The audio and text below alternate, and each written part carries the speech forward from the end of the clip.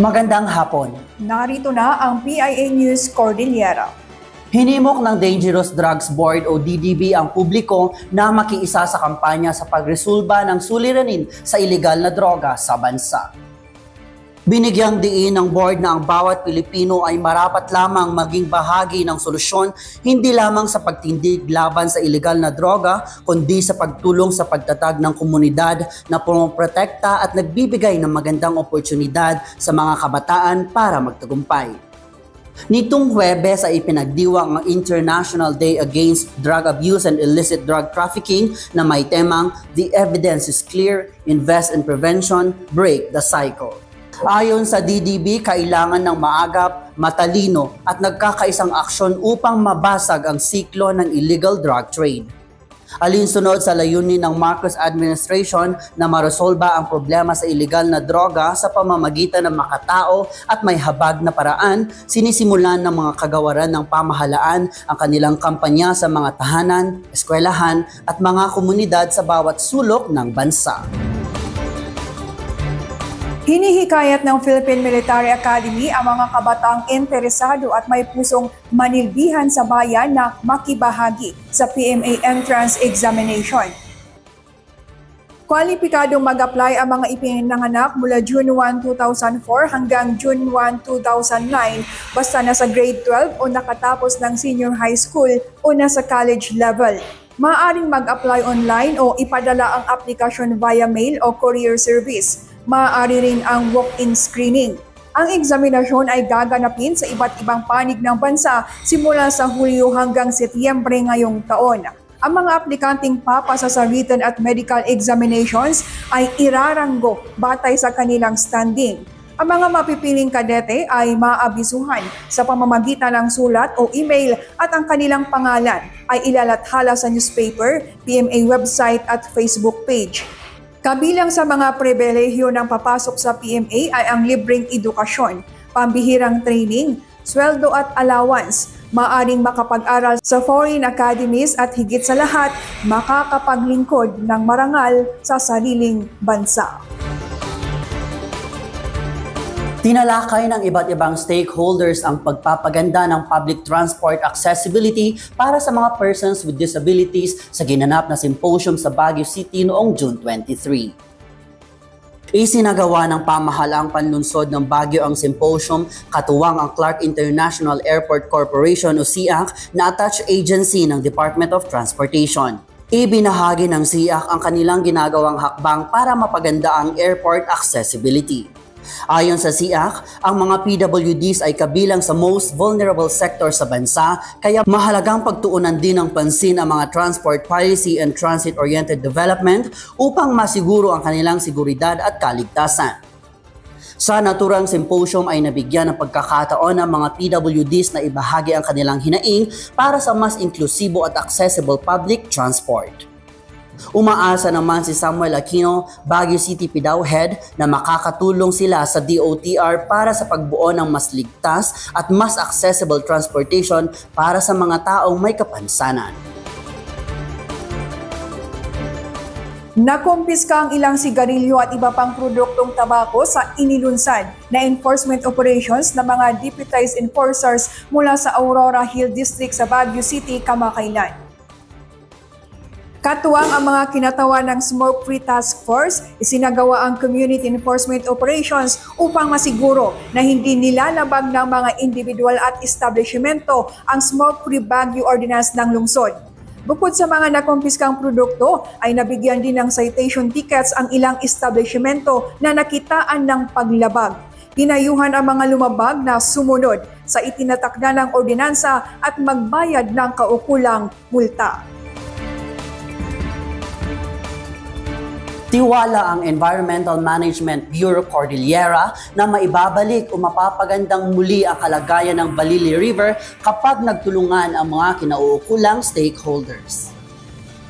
Ayon kay Engineer Raul Cubangay, Chief ng Monitoring and Enforcement Division ng EMBCAR, patuloy ang pagsasagawa ng mga kaukulang LGUs at stakeholders ng mga kinakailangang hakbang upang maibalik ang kalinisan ng Balili River. Sinabi ni Cubangay na hindi pumapasa sa classification ang Balili River dahil sa mataas na presensya ng fecal coliform dulot ng domestic wastewater. Dahil dito, kailangan aniya na mapaigting pa ang implementasyon ng mga ordinansa at batas lalo na sa wastewater management. Hindi lang po kaya ng City of Baguio at Trinidad yan. They need all the help po para at least ma-address natin on the issue on septic tank. Yung mga constriction naman, I think meron din mga ginagawa ang City of Baguio at LGU. No? Nag-inventory sila. Yan in the case of City of Baguio, Adan Samot binagbagdan na talagang illegal structures along easement. So yun, gradually we are adun the efforts. Siguro papaspasad tayo lang, we strengthen and we strictly enforce mga ordinances. Na-deliver na ang mga hemodialysis machines at ancillary equipment sa Dennis Molintas District Hospital sa Daklan, Bukod, Benguet. Kasunod ito ng pagkakumpleto ng dialysis facility sa naturang pagamutan. Una nang naglaan ang pamahalaang panlalawigan ng 10.5 million pesos para sa naturang mga kagamitan at para sa on-site calibration, preventive maintenance at personnel training. Inaasahang magsisimula ang operasyon ng pasilidad kapag na-set up na ang mga makina at kapag natapos na ang training ng mga personnel. Dinala ng DOST Cordillera at PSTO Benguet ang kanilang Project Smiles and Treats for All Beyond Reach o Project STARS sa Gaswiling Integrated School sa Kapangan, Benguet nitong Lunes. Ang Project STAR ay annual corporate social responsibility initiative na nagtataguyod at naglalapit sa mga serbisyo ng DOST sa mga liblib na lugar sa rehiyon.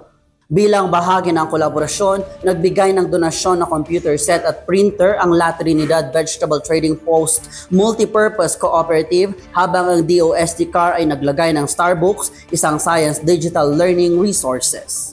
Binigyan din ang mahigit 100 na estudyante ng school supplies mula sa donasyon ng DOST CAR staff at iba pang private donors. Bukod sa pamamahagi ng learning resources at school supplies, isinagawa rin ang science learning activities at DOST Scholarship Program promotion. Kureno awan iti internet kat ada dayto Starbucks tayo dayto iti may nga technology na ipon-promote ti DOST. What for? Apay kuma tapno iti panakaawat iti science at dapat iti mathematics ditoy and technologies kat puminpintas bayat ti panag-usaryo iti content na daytoy nga Starbucks. Patuloy ang pagtulong ng Department of Trade and Industry sa mga magsasaka at processors upang makabuo ng mga produktong maaaring makasabay sa mas malaking merkado. Kamakailan ay sinagawa ng DTI Baguio Benguet, katuwang ang Benguet State University, ang hands-on at isang araw na learning activity para sa mga local cacao and coffee farmers and processors ng Kabayan Benguet. Layunin ng training na maitaguyod ang inobasyon, masiguro ang food safety at mapalakas ang koneksyon ng mga nagtratrabaho sa industriya ng kakao at kape. Itinuro sa kanila kung paano ang tamang pagproseso ng kakao para maging pure tableya at mahalagang bagay na dapat tandaan upang masiguro ang food safety kapag inihahanda ang mga produkto. Bukod dito ay nabigyan din sila ng pagkakataong matuto sa paggawa ng chocolate taste na mas malasa at may market appeal. Ipinamahagi sa mga mananahi sa Barangay Pico, La Trinidad ang 15 sewing machines mula sa National Grid Corporation of the Philippines o NGCP nitong June 24. Ayon sa DTI Benguet, karamihan sa mga weaving and sewing micro, small and medium enterprises ay nasa Barangay Pico kaya sila ang kinilalang benepisyaryo. Kasabay ng pagtanggap ng mga benepisyaryo ng sewing machines ay ang paglagda nila ng Pledge of Commitment para sa responsableng paggamit nila sa mga makina. Tiwala si Emmanuel Mangawin ng NGCP na sa pamamagitan ng mga bagong makina ay makakagawa ang mga MSMEs ng produkto na maaaring maiharap sa mga luxury brands. Ang pamimigay ng NGCP ng mga makina ay bahagi ng kanilang corporate social responsibility. Naging posible rin ito sa pakikipagtulungan ng La Trinidad Negosyo Center, Barangay LGU ng Pico at LGU La Trinidad. Iginawad ng pamahalaang panlalawigan ng Abra ang loom weaving kit sa mga miyembro ng Bulbulala Loom Weavers Association ng La Paz, Kamakainan. Ang mga nasabing materyales ay binili sa ilalim ng pamamahala ni dating Governor Dominic Valera sa pamamagitan ng inisyatibo ng DTI Abra bilang post-disaster assistance kasunod ng pagsalanta ng bagyong Egay at malakas na lindol. Gayunman, hindi ito agad na ipamahagi hanggang sa isinulong ni Acting Governor Russell Bragas ang agarang pagbibigay ng mga ito sa benepisyaryo. Mahigit 100 benepisyaryo ang tumanggap ng loom weaving kits bilang suporta na rin sa pagpapalago sa industriya ng paghahabi sa lalawigan. Patuloy ang pagbibigay suporta ng Department of Agrarian Reform o DAR sa mga Agrarian Reform Beneficiaries Organizations o ARBOS. Kamakailan ay pinamahagi ng DAR ang iba't ibang makinarya at livelihood equipment sa 8 ARBOS sa Abra. Ang nasabing tulong ay bahagi ng suporta ng DAR sa mga magsasaka sa ilalim ng Climate Resilient Farm Productivity Support Project at Partnership Against Hunger and Poverty Program. Layunin nito na matulungan ang mga ARBOS na mapaunlad ang kanilang produksyon, maka-adapt sa climate change at mapalakas ang kanilang agri-enterprise operations. Kabilang sa mga benepisyaryo ang Gayaman Farmers MPC, Silot ARB Farmers, Zarl Agriculture Cooperative, Daguiman Banao Farmers Irrigators Association, Tangbao Tinggian, Bukay ARB, Tubo CLC ARB MPC at United Tinggian MPC. Binuksan ng National Irrigation Administration Kalinga Irrigation Management Office ang karagdagang service road ng Upper Chico River Irrigation System o UCRIS sa Division 4 Barangay Ipil, Tabuk City, Kalinga. Ang service road ay may habang 1 kilometro mula sa sitio Tampo at ikinokonekta ito sa Maludda Farm to Market Road. Sa pamamagitan nito ay mapagaganda ang mobility ng mga NIA personnel at mga magsasaka sa operasyon at maintenance ng mga pasilidad sa irigasyon, maging sa transportasyon ng mga kinakailangan at mga produkto sa sakahan. Samantala, regular na nagsasagawa ang tanggapan ng canal desalting at clearing sa UCRIS. Nagsimula na ang water delivery ng UCRIS noong June 1 para sa wet crop season kung saan layunin nito na mabigyan ng irigasyon ang mahigit 16,000 ektarya ng sakahan sa Tabuk at Pinukpok sa Kalinga at sa Quezon at Malig sa Isabela. Mahigit 100 na mangingisda sa Mountain Province ang nagbenepisyo sa aquaculture livelihood projects ng Bureau of Fisheries and Aquatic Resources Cordillera sa pamamagitan ng Fisheries Extension Program. Napasakamay ng mga kwalipikadong benepisyaryo ang aquaculture projects sa anyo ng technology demonstrations. Layunin ng proyekto na mapalakas ang pangkabuhayan sa nayon at seguridad sa pagkain sa pamamagitan ng small-scale aquaculture. Kabilang sa techno-demo projects ang 16 na fish pond culture projects at 9 na rice fish culture projects na nagkakahalaga ng 1.866 million pesos. Kompleto ang aquaculture package sa isang techno-demo kabilang na ang fingerlings at feeds. Ang mga demo sites ay magsisilbing pagmumula ng kabuhayan at learning locations para sa ibang mangingisda na interesadong tularan ang mga modelong ito para sa kanilang komunidad. Ipinasakamay ng DOST katuwang ang LGU ng Pudtul Apayao ang iba't ibang kagamitan para sa mga benepisyaryo ng Community Empowerment through Science and Technology at Local Grant and Aid Project. Naipamahagi sa 8 paaralan ng Pudtul District ang 8 Starbucks computers at kiosks. Layunin nito na mapaunlad ang akses sa edukasyon ng mga learners. Tumanggap naman ang Tourism Office ng isang coffee grinder at coffee roaster bilang suporta sa local livelihood at maitaguyod ang homegrown coffee ng bayan.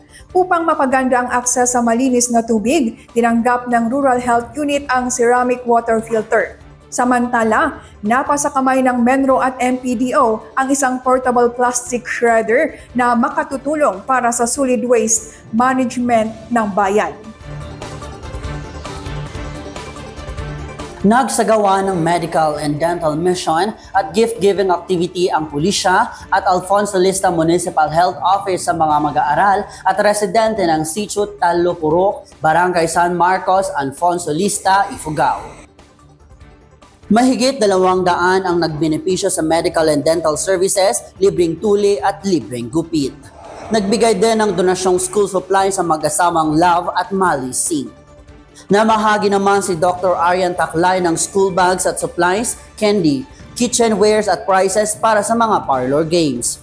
Sa naturang aktibidad ay nagsagawa rin ng Alfonso Lista PNP ng information drive ukol sa gender-based abuses, child abuse, rape prevention tips, safe spaces and street act, anti-terrorism at anti-illegal drugs. Katuwang sa nasabing aktibidad ang mga kawani ng Ifugao Police Provincial Office at Ifugao Provincial Mobile Force Company.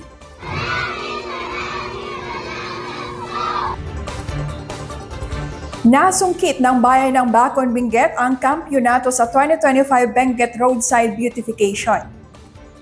Tampok sa entry ng bayan ang napanatiling maganda na roadside sa Governor Bardo Dangwa National Road mula Sinipsip hanggang Liwang section ng Barangay Gambang at mula Malikliko hanggang Giswak section ng Barangay Ampusungan. Ayon kay Elena Sunian, Tourism Officer Designate ng Bacon, ang pagkakaisa ng mga residente roon ang naging susi ng kanilang pagkapanalo. Nitong Miyerkules ay tinanggap nila ang pagkilala sa ginanap na seremonya sa Provincial Capitol. Bukod sa plaque of recognition, ay nakapag-uwi rin sila ng cash prize na 100,000 pesos. Ang Bugyas ang nakakuha sa ikalawang pwesto habang ang Mankayan ang ikatlong pwesto, ikaapat ang Atok at ikalima ang Kapangan. Nabigyan din ng special awards ang Sablan para sa Most Sustained Roadside Landscape, Kabayan para sa Best in Social Media, Hibungan para sa Best in Partnership and Networking, Atok para sa Best in Focal Area and Landscape at Kapangan para sa Best in Mural. Ang ibang bayan ay tumanggap ng cash prizes at certificates of recognition sa kanilang pagsusumika para mapaganda ang kanilang roadside landscapes. Alam mo, Clint, napakagandang programa nitong roadside beautification kasi bukod sa napakaganda yung kapaligiran, nakaka-attract din ito sa mga bisita. Tama, at sana ay tularan din ito ng iba pang mga probinsya para mas mapaganda pa ang Cordillera. Yan. So, yan lamang ang ilan sa mga balitang ating nakalap ngayong linggo. Para sa iba pang news updates, i-follow kami sa aming Facebook, Philippine Information Agency Cordillera Administrative Region at sa X-App sa PIA_Cordillera. Mag-subscribe din sa aming TikTok, Spotify at YouTube channel na PIA Cordillera. Ako po si Debbie Ivasco Gasinan. At ako naman po si Clint Isvan Totanes na Imbag Amalon.